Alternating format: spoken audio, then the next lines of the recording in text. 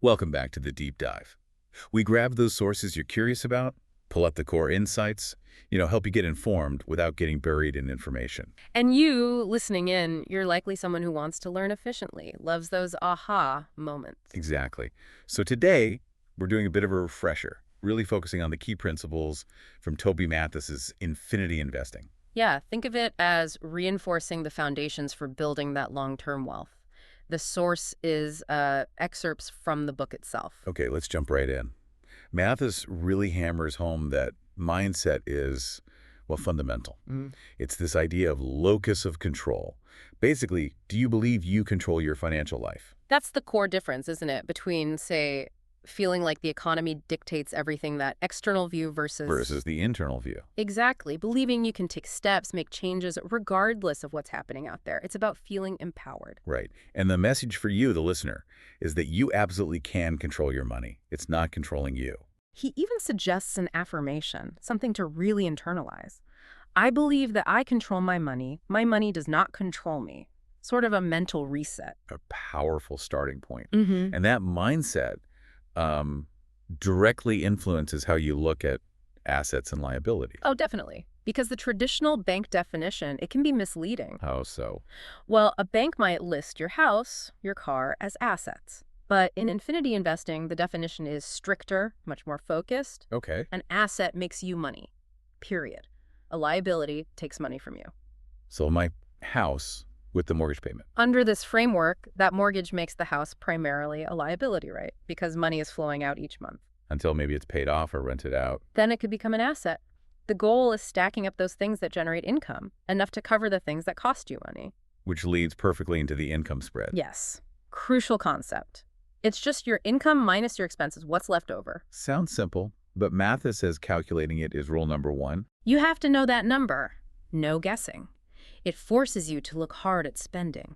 Distinguishing needs from wants. Maybe even wishes. Finding the fat, as he puts it. Where's the money going that doesn't need to go there? Knowing your spread is like the baseline for any financial goal. Okay, so to protect that spread, to stay on track, he introduces the 3 big infinity no's. Right. These are the rules to avoid what he calls the losing loop, basically financial quicksand. Let's hear them. The big no's. Okay, number 1. Don't pay your regular expenses using debt, using liabilities. Makes sense. Number 2, don't buy liabilities with your income. Use your income to buy assets. Got it. And the third? Don't buy liabilities with another liability. So no financing a fancy car with a personal loan, for example. It just digs the hole deeper. That losing loop. Yeah. What does that look like practically? It's that cycle, working just to pay off debts, maybe needing more debt just to cover basic living costs because the assets aren't there. Your net worth keeps shrinking. It's a trap. So the escape hatch is assets. Is assets. Always assets. Use your income, that spread we talked about, to buy things that generate more income. And that income from assets, that's infinity income. That's what he calls it. Income that flows in whether you clock in for work or not. Think rent, dividends, royalties, passive streams. The ultimate goal being Building enough assets that the infinity income they generate covers all your needs, maybe even your wants.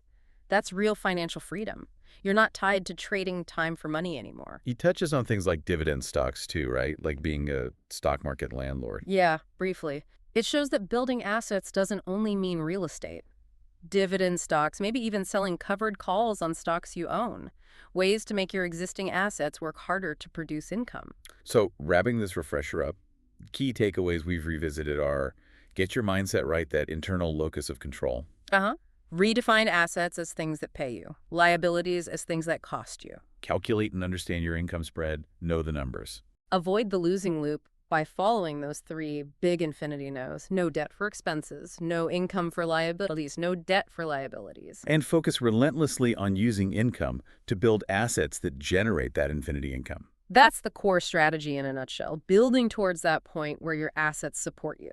Definitely solid principles to keep front of mind for you, the listener, as you manage your finances. And maybe here's something to chew on.